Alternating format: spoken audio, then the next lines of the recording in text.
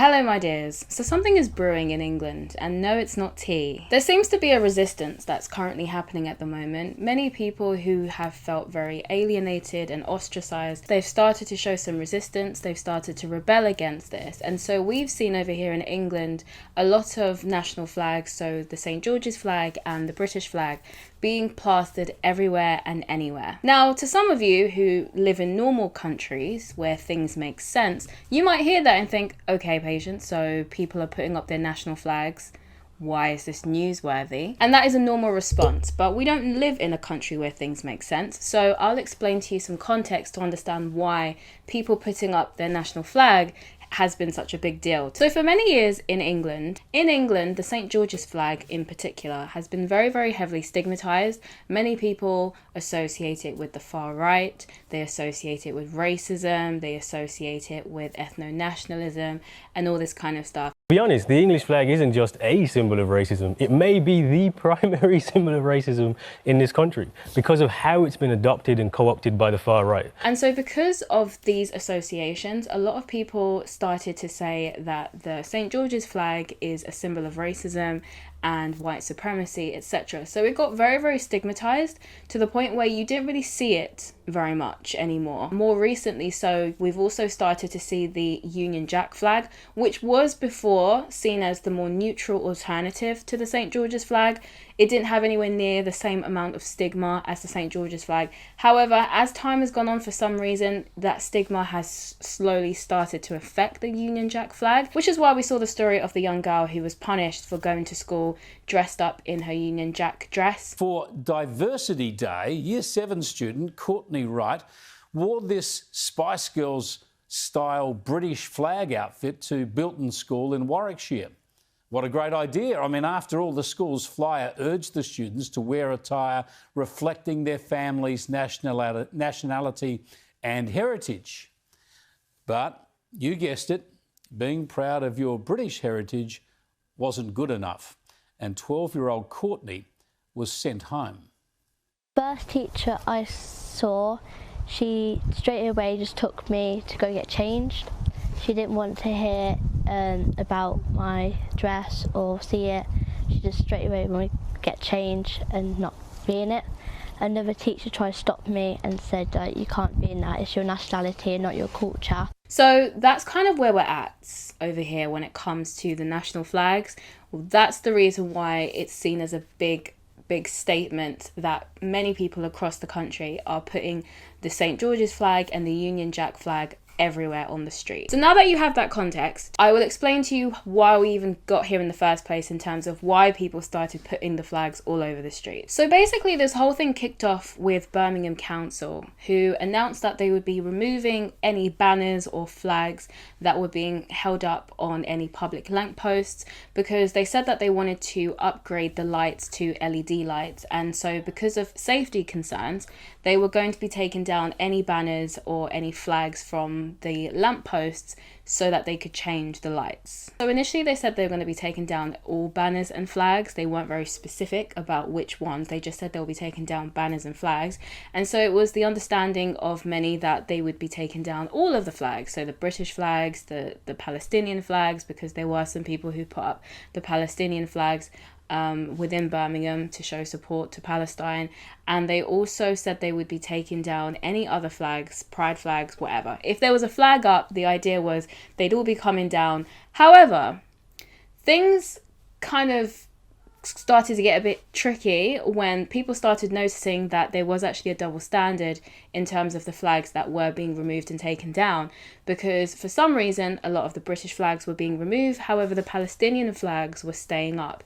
And then an email, I believe, was leaked in which they found that the council had stated they were too scared, essentially, to take down the Palestinian flags without police support because they were scared of a retaliation. I assume a violent retaliation was why they were concerned, because if it was just a simple verbal or vocal retaliation, I don't think they would have cared too much. So because they were fearful of a violent retaliation, they basically decided that they were only going to take down the national flag. However, because of a lot of the double standards and stuff that have been going on within Britain, a lot of people didn't take this very well, as I'm sure you can imagine. So a lot of people interpreted this as an attack on Britishness as well as a blatant double standard.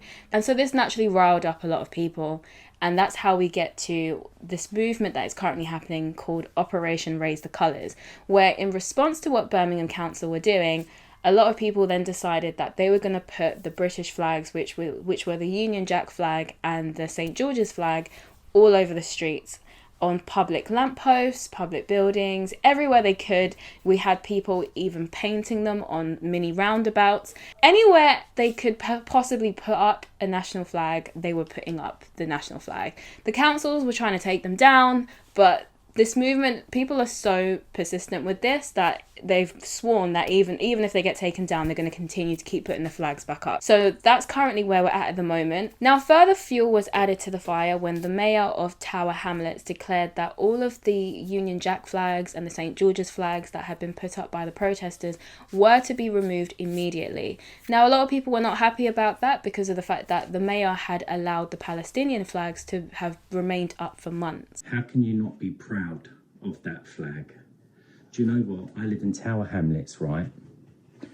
And a few months ago, everyone was putting up Palestine flags all round Tower Hamlets. Tower Hamlets Council left those Palestine flags up for weeks and weeks and weeks, right? Couldn't say nothing because you're going to be classed as racist. So people put these flags up Saturday, all round Tower Hamlets. Within 24 hours, Tower Hamlets Council took all these flags down, leaving up the Palestine flags. So there's multiple aspects to this protest. One of the aspects is, of course, people protesting double standards because people don't feel as though they are equal under the law just based on the treatment that they've been receiving. There's also an issue in terms of British identity. Many Brits feel as though they've been made to feel ashamed of their culture and as well as their flag for far too long, and so they're rebelling against that. Now, this movement has got mixed reception. I would say it's largely gotten positive reception, but there are people who have issues with it and as well. So the supporters of it are viewing it as a positive, patriotic uprising. They're viewing it as people reclaiming their flag and reclaiming pride in their country, and so they're viewing it as a positive display of one's love for their country. However, critics of this movement have accused it of being divisive and stated that in putting up all of these flags, they are sparking divisiveness and they are sparking conflict. I've seen Eamon Holmes, I think is his name. If I'm wrong, I will correct it when I put his face in this video. I saw him discussing how the flag actually makes him feel uncomfortable because he's from an Irish background and there's obviously like a history there. And so he was saying how he finds the flag to be, to him, it's something that he finds, I guess, for lack of a better word, triggering. The Union Jack is an iconic flag. You know, it represents the continuity of the crown, the historic achievements of the British people, and the uniting of distinct nations under one banner. But, you know, let's be clear about one thing. You know, when people wave or don the Union Jack, they're not trying to make an academic point about history. They're expressing pride in their nation, in the homeland their families grew up in. Yeah. And there's nothing wrong with that. Well, you know, that's the way it should be. And if that's the way it was, and Mike, you know, I respect what you're saying and I respect the ideal of it. But Amaran, I am sort of agreeing with you because I am from Northern Ireland and it is so divisive. And when you live somewhere, it's like having a dog pee against a lamppost and says, you can't come in here. This is our territory, whether you're green or whether you're blue on this one. But so I understand. Mike, what Mike's saying, the ideal of what Mike's saying is absolutely perfect and right. But in practice, Amaran, it can be different. Now, I can understand why, obviously, because of the history there, I can understand why maybe for him, for a long time, seeing that flag had another meaning. And so when he sees it, it still invokes all of those feelings. However, at the same time, it doesn't make sense to me for someone to move to a country and then be upset and triggered by the fact that they're seeing the flag of that country. Because personally, if the flag of Spain triggered me so much, would it make sense for me to go to Spain? If I was very, very triggered by the Portuguese flag, what am I doing in Portugal? You see what I mean? So while on one hand I can completely understand that for some people, because of history and all that kind of stuff, flags have a certain meaning to them that might be negative, might be traumatizing, whatever the case may be, I completely understand that. But if that's how you feel about the flag, then it doesn't make sense for you to go to the country where that flag is the national flag. But to come back to this argument about divisiveness, where people are making the argument that raising up the Union Jack flag or raising up the St. George's flag is concerning because it's very divisive. It's going to cause a lot of conflict, or it's going to cause a lot of divisions in the country. How can people argue that putting up the St. George's flag and the Union Jack flag is divisive, yet simultaneously have no problem with the Palestinian flags being flown across the country, even though many people also find those divisive? So my personal opinion on the whole Operation Raise the Colours, I don't personally see any harm in it because it is patriotism. If no one's being violent in the name of this movement and no one's attacking anyone in the name of this movement, I don't really see what's wrong with people being patriotic, and I don't really understand why it should be something that's feared. If anything, I think it's healthy to see. Because prior to this, I feel like the only time I would see loads of people having flags everywhere and stuff like that was during royal events. So during coronations or jubilees, or if it was like a wedding or something. That seemed to be the only time where people could be allowed to proudly show the national flags without it being seen as like some kind of sinister thing. But in reality, like, why should people have to wait for like an event, whether it's a football game or a royal event, to be able to show pride and love for their country? And also as well, when it comes to my view on flags, there was a time when I didn't really care, you know, like if you want to fly the pride flag, do you? If you want to show your support for Ukraine by flying the Ukrainian flag, do you? Whatever. I didn't really care. However, as time has gone on and we started to see the impact of these flags and how they kind of shape culture and kind of shape people's behavior within cultures, I've now kind of come to the conclusion that the only flags that should be flown on the streets or public buildings or council buildings should only be national flags. That's kind of where I'm at now. If you, in your own personal home, your own property, you want to put up a pride flag, or you want to put up a, you know, whatever flag you want to put up on your own property, that's your business. That's fine. But I think when it comes to like public places or council buildings or anything like that, I think it should only be the national flag that's put up. No other flag should be put up. So no Ukraine flags, no Palestine flags, no pride flags, whatever. If it's not the national flag of that country, then I don't think it should go up. I think people should reclaim these national flags. I don't think they should be only associated with unsavory people, because at the end of the day, they are the national flag. So you do need to have a flag that represents your country. And I know some people say the Union Jack flag should be the flag that people show.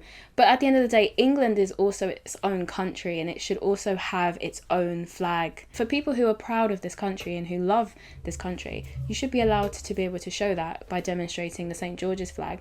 And I do think that for people who only view it in a negative way, I don't think it's that stigmatization is ever going to go if people don't do what they're doing now, which is try to reclaim it and kind of make it more associated with patriotism. This isn't like a white people only movement. I've seen black people helping to put up these flags because they also are proud of this country and they also want to show love for the country, because not everybody who has a darker skin tone takes issue with this movement. Because to be honest with you, for many people, including myself, we have no problem with people showing pride in Britain because we also love Britain. I think they should have kept it up, innit? If you're in this country, yeah, you know what I mean, you should keep their flag up, you know what I mean? Yeah. At the places that it's meant to be. When you see the Union Jack or the St. George's Cross, which is the flag of England, do you feel proud of those flags? Do you like seeing them, or...? I love seeing them. You like seeing them? Yeah. Yeah. So do you think the council should have let those flags stay up on those lampposts? Of course. Yeah, okay. I love it. They should have left it straight there, because it's okay, it's a pride for everyone. Yeah. So yeah. There's no means to remove the flags. It's okay. Yeah. And do you when you see the British flag, the Union Jack, or the St. George's Cross, do you feel proud of those flags, proud of our country? Yeah, it's okay. Everyone's flag is a pride. Yeah, it's okay. You heard the Union Jack flag got taken down to St. George's Cross. What do you think about that? Union flag. Yeah, that's right. Why? It got taken down by the council. Why? Well, that's a good question. I think it's ridiculous. Yeah, Are you? it is ridiculous. Yeah. Are you? It's Are you? Britain. Exactly. Are you? Yeah. Are you proud of our flag? No, obviously I'm proud of that flag. Yeah. Brilliant. Me too. Well, the Union Jack and the Yeah, St of George's course, of Cross. course. Yeah. So you think Tower Hamlets Council were wrong to take it down? Yeah, they are wrong. Yeah. I think so they too. Should, whoever did that, they should take action against them. Yeah. They were taking them down. They took them down. Yeah. Why? Well, that's a good question. I mean, I think they should let them stay up. It's our national flag, isn't it? They should be taking down the flag of the British flag. They should be taking down They any shouldn't, flag. no. I think they're crazy. I think that's out of order, and I think that's irrational. If you go anywhere else, they will proudly display their flags everywhere, all over their hotels, all over their airport. They'll plaster their flags on the t-shirts and the items that they'll sell to tourists, because that's how it's supposed to be.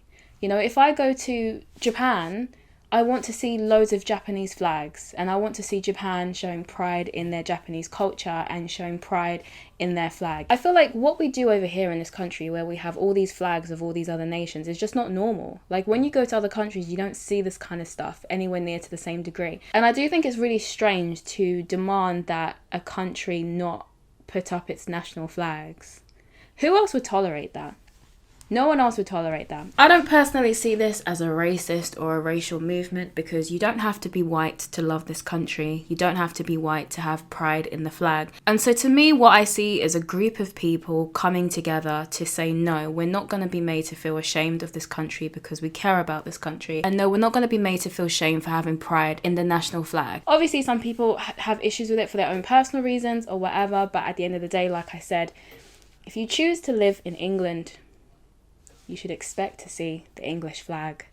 You should expect to see the British flag. So that's my personal opinion on this. I'm pro-patriotism. I think people should be patriotic. I don't really like the idea that some people are trying to turn this into like a racist thing. I don't really agree with that, because I think ultimately at the end of the day, the two sides when it comes to this argument are the people who love this country and are patriotic, and the people who hate this country and aren't patriotic. They don't desire to try and preserve this country's culture. They seek to change it, destroy it, and build something new. And the people who are in that camp also come in different shades and also come from different ethnic backgrounds. And at the same time, the people who love this country, who are loyal to it, who want to see it thrive and want to preserve its culture and want to show pride in the flag, they also come in different shades and come in different backgrounds. So I don't really see this as a racial thing. To me, it's more of a who loves this country and wants to preserve its culture and wants to be patriotic versus who doesn't and who wants to change it and replace it with something different.